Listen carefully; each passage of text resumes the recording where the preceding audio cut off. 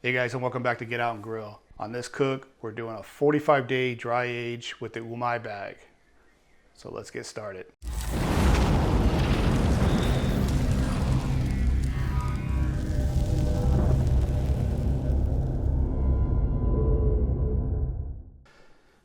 All right, what I got here is a USDA choice rib roast. It's a 3-bone, about 6 pounds. This is what we're gonna dry age. So as you can see, we got a pretty big dry age bag.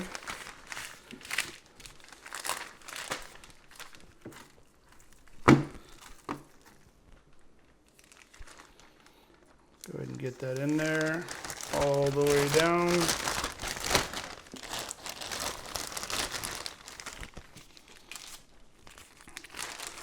Got some parchment paper that I'm gonna put right over the bone so it doesn't pierce the bag.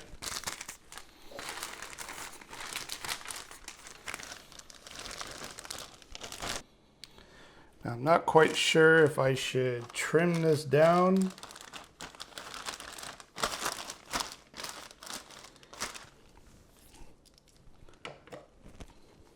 But I think I am. So if you're seeing this video, then it did work. So I'm gonna go ahead and trim this.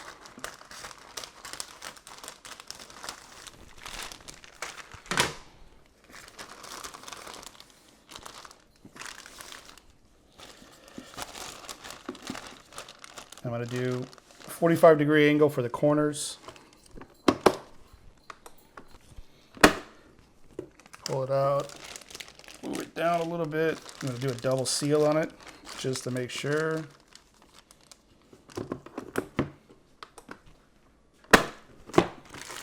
Alright, flip it around.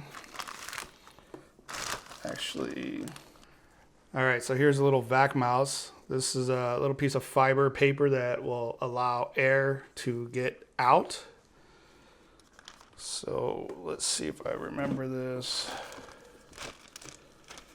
I'm going to position this so we're getting ready to vacuum seal it, but the problem is this bag is too big. So I'm going to do the corners over here.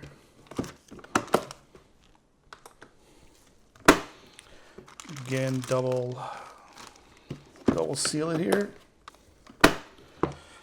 All right. Let's see if this will work.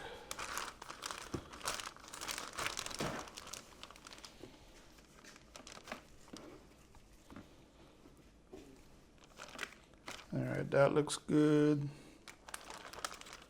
Get this mouse back in there.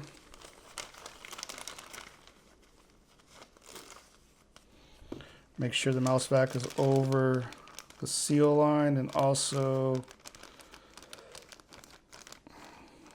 in the channel.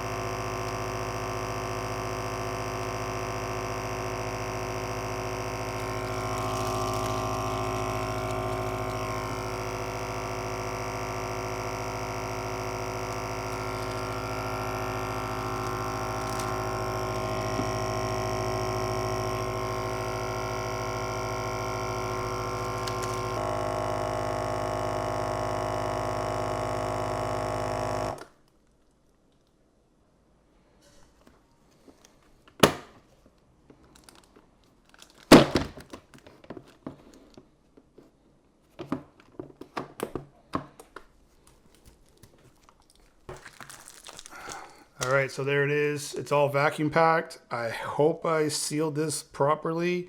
It was a challenge because those bags were really wide and my vacuum packer obviously wasn't as wide enough, so I had to be creative with corners and fit that strip in there, but hopefully I got a good seal. So I'm using the these stickers that come with these. Start date's 11/22. Yes, it is Thanksgiving. We'll get this in the fridge on a wire rack, and I'll let it sit fat side up, which is just like that for the first week. And then after that, just start turning it every week, and I will see you guys in 45 days. All right, so here's our prime rib. It's actually been in the Umai dry bag for about 46 days. We did this on November 22nd. Today is actually the 46th day, so let's go ahead and open this up.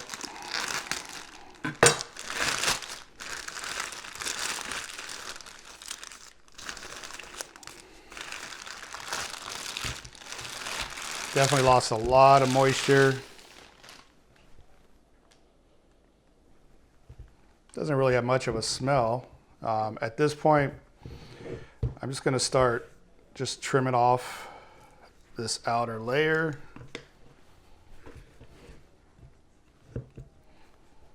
All right, we got this all trimmed up. Even did a little French bone on it because I just wanted to clean up around the bones. Got as bottom as much as I can.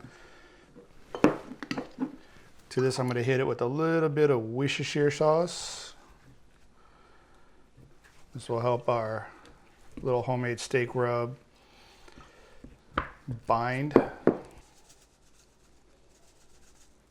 Again, this is just a basic steak rub. I think this is a Montreal type, or no, a Chicago steak rub that I made.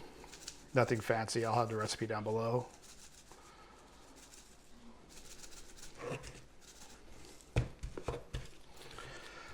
All right, we got the Weber kettle fired up. I'm using the slow and sear with a little bit of hickory chips in there. Let's go ahead and get these on.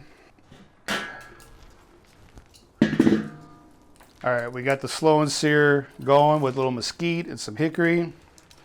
We're gonna be running this pretty high, around 350. Go ahead and get my probe in there. Looking about 125, 127 in the interior. So we'll keep an eye on this. So we hit our target temp. Cook time is about 2 hours. It's looking incredible. So what I'm gonna do is go ahead and pull this, and we're gonna wrap it in some foil.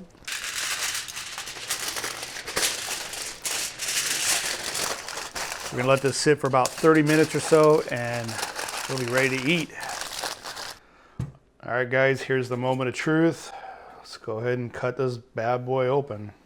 I'm gonna go right between the bones, do 2 nice big old steaks.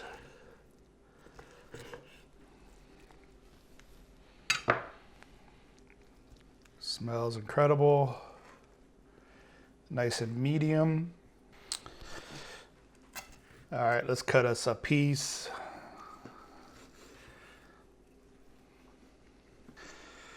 Let's give this a try. Smells incredible. That is incredible. Very tender, very beefy. Just melts in your mouth. I've never had that before, let alone make it at home. Those Umai dry bags, those things are awesome, and they're easy to use. I can't believe how simple it was. And I almost forgot that was in my fridge. But luckily I got to cook it up for dinner tonight. So with that being said, you guys hit that thumbs up. I'll see you guys in the next run. Thanks for watching.